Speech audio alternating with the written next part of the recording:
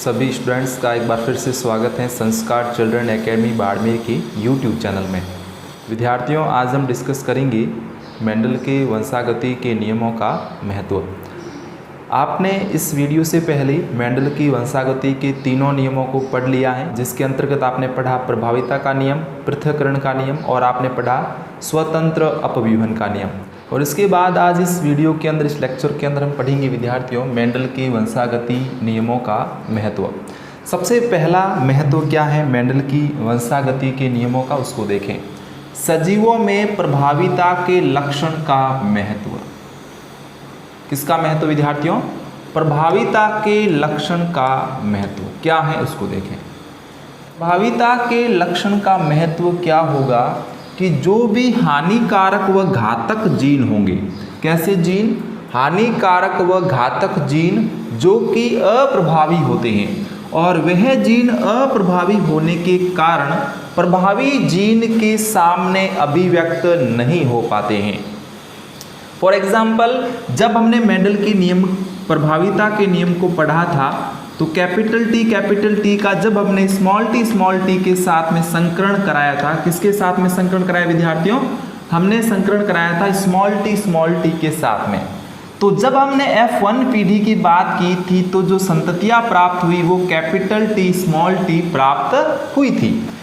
कहने का तात्पर्य क्या हुआ? ये विद्यार्थियों लंबा पौधा है, ये कैसा पौधा है? बौना पौधा है। लंबे पौधे और बौने पौधे का जब आपस में संकरण कराया तो जो F1 पीढ़ी प्राप्त हुई वो कैसी हुई? उसमें लंबे पौधे प्राप्त हुए। तो बौने लक्षण तो यहाँ पे अभिव्यक्त नहीं हुए, तो ये जो बौना लक्षण है वो कैसा है? अप्रभावी लक्षण है, जिसको हम क्या कहते हैं? हानिकारक व घातक जीन कहते हैं। तो हानिकारक व घातक जीन अप्रभावी होने के कारण प्रभावी जीन के सामने विद्यार्थियों अभिव्यक्त नहीं हो पाते हैं। वंशागति के नियमों का महत्व पढ़ते हैं। वो यहाँ पे रहेगा पृथक्करण का नियम। मेंडल ने अपना दूसरा नियम दिया था, कौन सा? पृथक्करण का नियम या युग्मकों की शुद्धता का नियम। यहाँ से विद्यार्थियों किसकी पुष्टि होती है? जीन संकल्पना की पुष्टि होती है। मेंडल के कौन से नियम से? मेंडल के दूसरे नियम से, पृथक्करण का नियम या युग्मकों की शुद्धता का नियम। तीसरा बिंदु इसके अंदर, तीसरा महत्व मेंडल के वंशागति के नियमों का।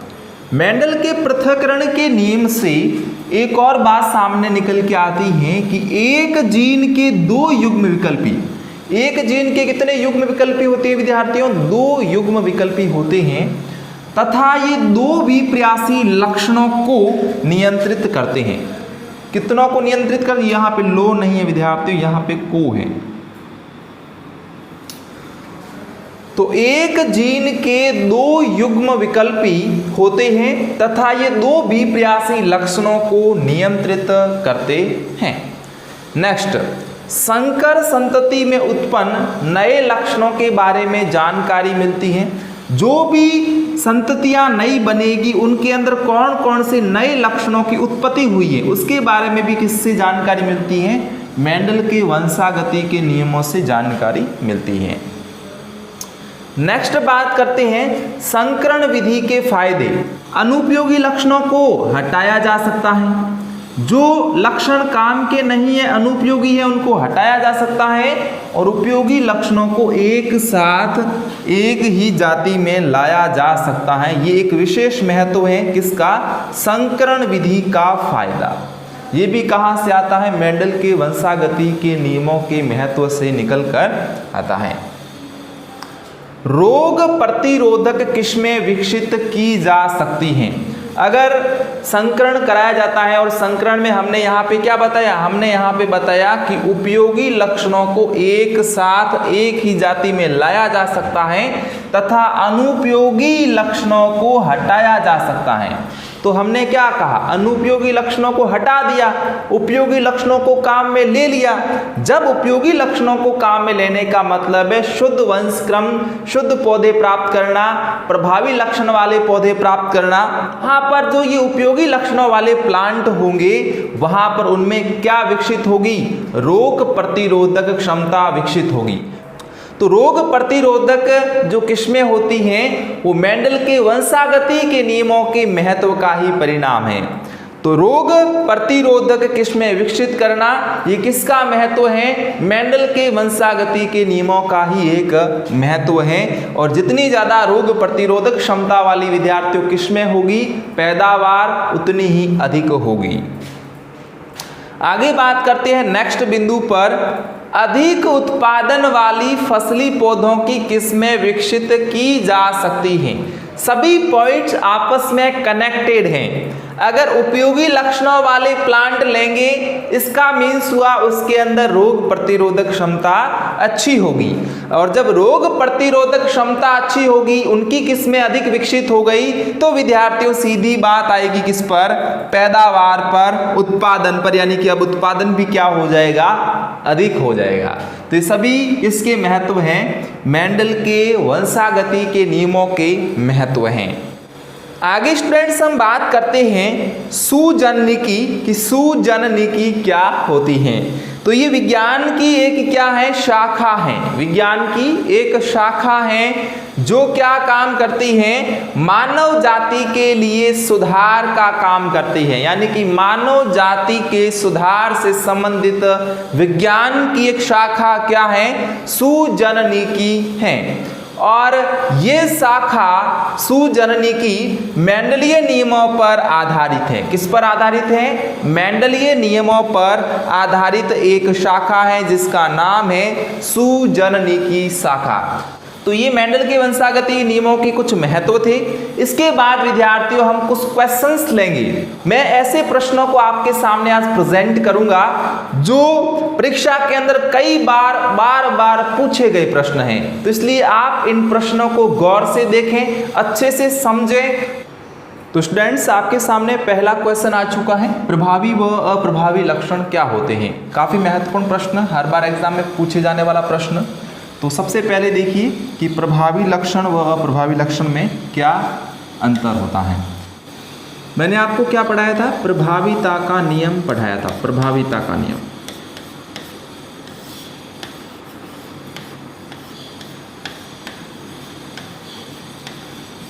प्रभावीता के नियम के अंतर्गत हमने क्या किया था विद्यार्थियों?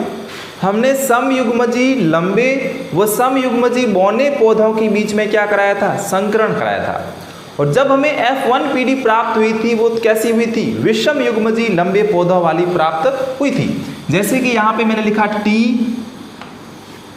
कैपिटल T, इसका क्रॉस हमने किसके साथ करवाया? स्मॉल t के साथ में करवाया। और जो F1 पीढ़ी प्राप्त हुई वो कैपिटल T स्मॉल t प्राप्त हुई।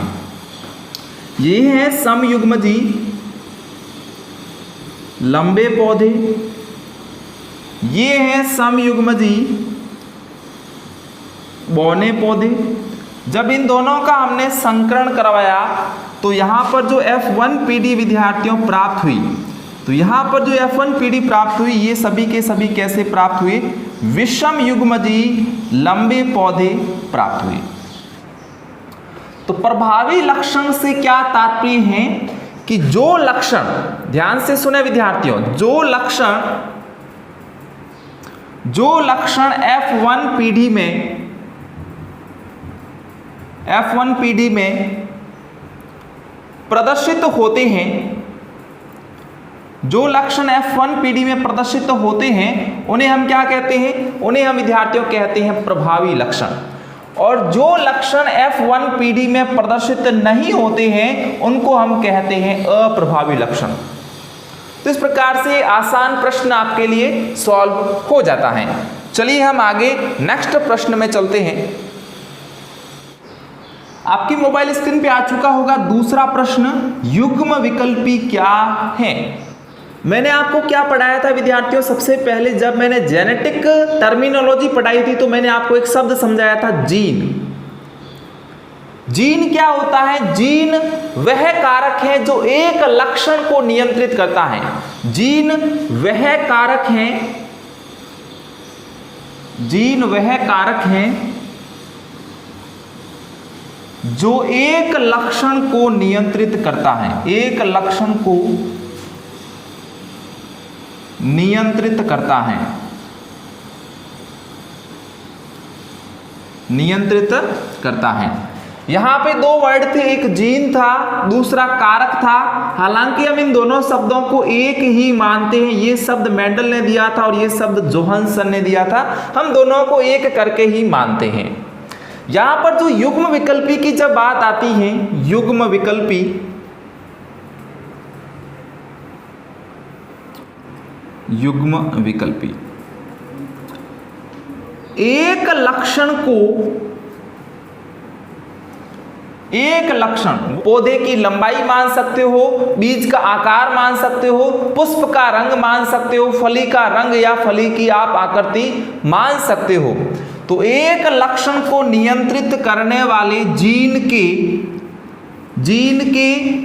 दो विपर्यासी समूह क्या कहलाते हैं विद्यार्थियों? युग्म विकल्पी कहलाते हैं। फॉर एग्जाम्पल यहां पे मैंने एक लक्षण कौन सा लिया? एक लक्षण मैंने ले लिया पौधे की लंबाई। पौधे की क्या ले ली विद्यार्थियों? लंबाई ले ली। और इस पौधे की लंबाई को नियंत्रित करने वाली जीन के दो विपर्यासी समूह कौन से होंगे? ये टी हो सकता है, या ये टी हो सकता है, या ये टी हो सकता है। लेकिन होंगे कितने? दो होंगे। यानी कि एक लक्षण को नियंत्रित करने वाले जीन के दो विपर्यासी समूह अगर साथ साथ में आपको दिखते हैं, इसका मतलब ये क्या है विद्यार्थियों? युग्म विकल्पी हैं। और मैंने आपको समझाया था कि युग्म विकल्पी दो टाइप के होते हैं, समयुग्मजी और विषमयुग्मजी। समयुग्मजी और दूसरा मैंने आपको क्या समझाया था? विषमयुग्मजी समझाया था। समयुग्मजी से क्या तात्पर्य है कि जब यहां पर दोनों जीन के विपर्यासी समूह अगर इक्वल है, समान है, बराबर है, सिमिलर है, देन हम क्या कहेंगे? समयुग्मजी है। और जब दोनों जीन के विपर्यासी समूह जब अलग अलग होते हैं तब हम कहेंगे कि वो विषमयुग्मजी है। तो ये बात ऑल ओवर हो जाती है जीन की, युग्म विकल्पी की, समयुग्मजी की, विषमयुग्मजी की। मैं वो चीजें आपके लिए लेके आया हूं जहां से आपके कम से कम 3 से 4 कॉन्सेप्ट क्लियर हो जाते हैं। वैसे प्रश्न मैं आपके सामने आज प्रेजेंट कर रहा हूं। चलिए आगे, आपकी स्क्रीन बोर्ड पे आ चुका होगा और प्रश्न है विपुंसन विधि क्या है। बहुत शानदार प्रश्न है। विपुंसन विधि क्या है? यहां पे देखिए मैंने एक बनाया है पौधा। ये मैं यहां पे एक पौधा बना देता हूं, ये कोई एक पौधा है। क्या है? पौधा है।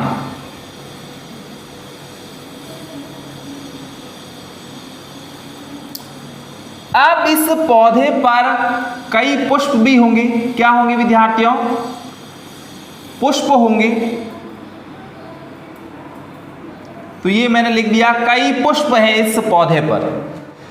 अब यहां पर इस पौधे में हमने क्या बना दिया? पौधा बना दिया। और पौधे के अंदर हमने क्या बना दिए? पुष्प, फ्लावर बना दिए।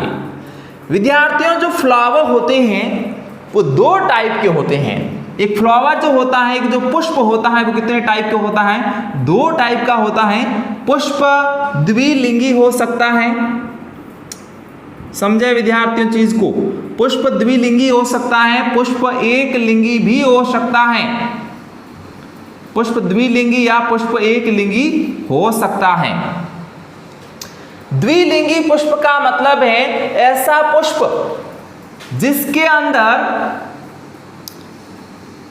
नर जनन अंग भी हो और मादा जनन अंग भी हो। पुष्प के अंदर जो नर जनन भाग होता है उसे हम कहते हैं पुंकेसर,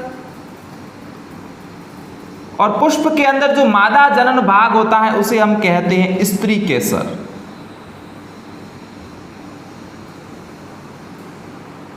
और जो पुष्प एक लिंगी होता है उसके अंदर या तो पुंकेसर होगा या तो स्त्री केसर होगा, दोनों साथ साथ कभी नहीं होंगे। लेकिन द्विलिंगी पुष्प में हमेशा पुंकेसर व स्त्री केसर क्या होते हैं विद्यार्थियों? साथ साथ में होते हैं। तो यहाँ पे जो मैंने पौधा बनाया है, इस पौधे के अंतर्गत जितने भी पुष्प है विद्यार्थियों वो कैसे होंगे? द्विलिंगी होंगे, बाइसेक्सुअल होंगे, द्विलिंगी होंगे। कैसे होंगे? द्विलिंगी। द्विलिंगी का मतलब है पुंकेसर भी होगा, स्त्री केसर भी होगा। मैं इतना ज्यादा इसलिए समझा रहा हूं ताकि आपका कॉन्सेप्ट सुपर तरीके से तैयार हो जाए। बाकी छोटा सा प्रश्न है, एक लाइन में भी रट के लिख सकते हो, बट यहां पर आप पूरे कॉन्सेप्ट को समझे ताकि आप आने वाले समय में आपको समस्या दिक्कत फेस नहीं करनी पड़े। तो यहाँ पे जो ये पुंकेसर है और ये दूसरा वाला पार्ट्स क्या है, स्त्री केसर है। अब समझे कि विपुंसन विधि क्या होती है। जो विद्यार्थियों ये पुंकेसर वाला भाग है इसको हमने कट कर दिया, काट दिया। सभी पुंकेसर वाले भाग को हमने क्या कर दिया, काट दिया। जब हम पुष्प के अंदर पुंकेसर वाले भाग को क्या कर देते हैं विद्यार्थियों, काट देते हैं। जब पुंकेसर को काटेंगे तो पुष्प में क्या बचेगा, केवल स्त्री केसर बचेगा। कहने का मतलब ये हुआ कि अब जो ये पुष्प है वो किस तरह व्यवहार करेगा, अब ये पुष्प मादा पुष्प की तरह व्यवहार करेगा। अब ये पुष्प किस पुष्प की तरह व्यवहार करेगा, मादा पुष्प की तरह या एक लिंगी पुष्प की तरह व्यवहार करेगा। यानी कि जब हम पुष्प में से पुंकेसर को हटा देते हैं तो वह विपुंसन विधि कहलाती है, जिसके द्वारा पुष्प को मादा पुष्प की तरह काम में लिया जाता है। तो ये ऑल ओवर बात थी विद्यार्थियों विपुंसन विधि की कि विपुंसन क्या होता है। चलिए हम आगे चलते हैं नेक्स्ट प्रश्न के अंदर। और चौथा प्रश्न, अगला प्रश्न हमारा है कि मेंडलवाद तथा मेंडलवाद की पुनर्खोज क्या है। बात करेंगे, एक मेंडलवाद की बात करेंगे और दूसरी हम किसकी बात करेंगे, मेंडलवाद की पुनर्खोज की बात करेंगे। तो सबसे पहले ही हम आ जाते हैं किस पर, मेंडल पर। मेंडल का जन्म कब हुआ था, 22 जुलाई 1822 को। कहाँ हुआ था, ऑस्ट्रिया के अंदर हुआ था, हेंजनडार्फ के अंदर, सिलिशियन गांव के अंदर, याद रख सकते हो। उसके बाद विद्यार्थियों 1842 में डिग्री हासिल की दर्शन शास्त्र के अंदर। 1843 में कहाँ आ गए, सर्च आ गई ब्रुन के अंदर। वहां पे क्या बन गई विद्यार्थियों, वो पादरी बन गए। पादरी बनने के बाद 1856 से लेकर 1863 तक 1856 टू 1863 के अंदर उन्होंने क्या किया, उद्यान मटर या जिसका वैज्ञानिक नाम होता है पाइसम सैटाइवम पर उन्होंने क्या किए, उन्होंने विद्यार्थियों प्रयोग किए। और उनके प्रयोगों के परिणामों के आधार पे, उनके जो प्रयोग थे उनके प्रयोगों के परिणामों के आधार पे उन्होंने क्या दिए, वंशागति के नियम प्रस्तुत किए। क्या प्रस्तुत किए, वंशागति के नियमों को प्रस्तुत किया, जिन्हें हम क्या कहते हैं, जिन्हें हम मेंडलवाद कहते हैं। मेंडलवाद जो था विद्यार्थियों वो 1866 टू 1900 तक उपेक्षित रहा, यानी कि लोगों की नजर से बाहर रहा। 1900 के अंदर 3 वैज्ञानिक आए जिनका नाम विद्यार्थियों था, 1900 के अंदर विद्यार्थियों यहां पे देख लीजिए, 1900 के अंदर विद्यार्थियों 3 वैज्ञानिक आए और इन 3 वैज्ञानिकों ने अलग अलग पृथक कार्य किया। अलग अलग कार्य करते हुए मेंडलवाद की क्या करी, पुनर्खोज करी। वो वैज्ञानिक कौन कौन थे, तो याद रखना, पहला उसका नाम है ह्यूगो डी ब्रीज, जो कि कहाँ के थे विद्यार्थियों, हॉलैंड के थे। दूसरे नंबर पे आप याद रखोगे कार्ल कॉरेंस। कौन थे विद्यार्थियों, कार्ल कॉरेंस थे, जर्मनी के थे। नेक्स्ट बात करते हैं 3 नंबर पे, तो 3 नंबर पे आता है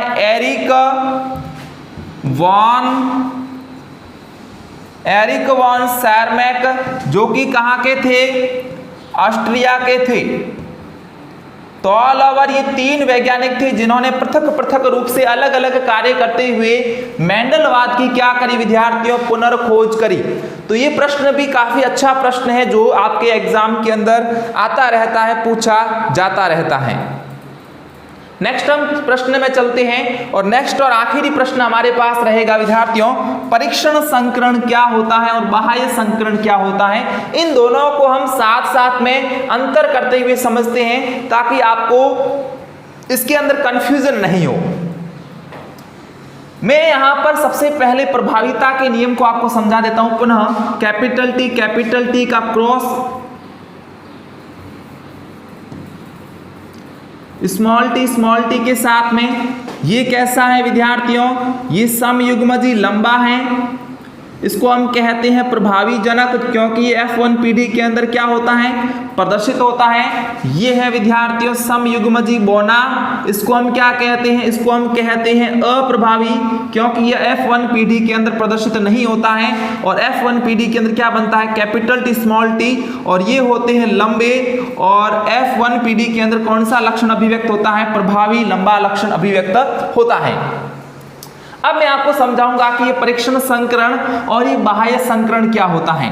ये कौन सी पीढ़ी विद्यार्थियों, ये कौन सी पीढ़ी विद्यार्थियों, ये है F1PD। कौन सी पीढ़ी है, ये विद्यार्थियों है F1PD। और जब हम F1PD का संकरण इस अप्रभावी के साथ में करा देते हैं, ये लिखा मैंने F1PD, और जब हम इस F1PD का संकरण अप्रभावी जनक के साथ में करा देते हैं तो उसको हम कहते हैं विद्यार्थियों परीक्षण संकरण। क्या कहते हैं, परीक्षण संकरण कहते हैं। और जब हम इस F1PD का संकरण किसके साथ में करा देते हैं, इस प्रभावी जनक के साथ में करा देते हैं, तो उसे हम क्या कहेंगे विद्यार्थियों, तो उसे हम कहेंगे बाह्य संकरण। क्या कहेंगे, ध्यान देना, बाह्य संकरण कहेंगे। तो इस प्रकार से आपका परीक्षण संकरण और बाह्य संकरण भी आसानी से क्लियर हो जाता है। अगर आपको यहां से वीडियो समझ में आ चुका है तो वीडियो को आप लाइक कर दें, शेयर कर दें और चैनल को आप सब्सक्राइब कर दें। Thank you very much for watching this video.